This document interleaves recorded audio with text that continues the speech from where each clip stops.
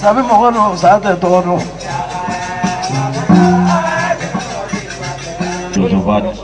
namu ina babe ale abunya be beoro pro bo yo sidiso derwan sumare ale montokola ale banja masanda sera montoko ndam bere kodo ida soko uga ke to nye minute kilen doron wala o mamun gazga dumanti ulbe dosoro ale bete se gaso o chawe meme mun ni se ubani jama fe uga ke to mbutile ala ere de kama sigi nyogo ya kama ale ambe nyana je kene de ka ale mba ni se uba fe ne je nyogo ni ndogo ni deun ale aywa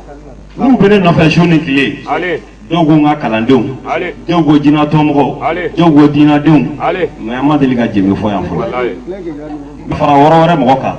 ne madeli ka tub simla fo jonshi fo ha che fana te ki de la tub simla fo ne ko ne baraka na fo ti namu wa kulula muri doni halibi pour que ne ka jama son ka se ba son ale ne de jinatigi ida soko nyama mu ka usa ni nyantaw ni me nyama de balo ale akana da jina kula kanga da la kula woro la o chawe na foli be be molo be ko dozo ba dina be so ko juru don fo nga che deun yi je nyogo de do nga kala ndute ida soko ngo tazi jina mo kama nishu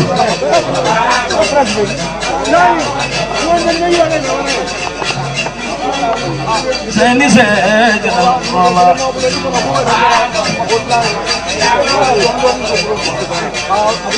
jadi pamela o jina mo kama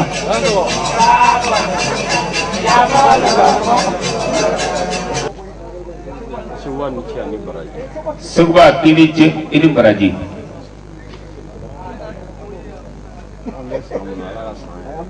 kambe samina ala ke san here dama kai jansa tuguni yawe tuguni be fodo de karagati ni ame tuguni be fodo gora de kale katame ko mo kana president mu ga sababu duma ko mo kana president la siko kambe sababu daima ko ye du tren kelen ni so wa ma shuna tuguni Sewa kai du tren kelen ni ma sui dongo tanda kan iko ke san songo yo tasi patambe ya mais akana ta do sima na de donc nye 10000 francs bon fana dama Sewa ki go do sima na re wa fla bon fana flen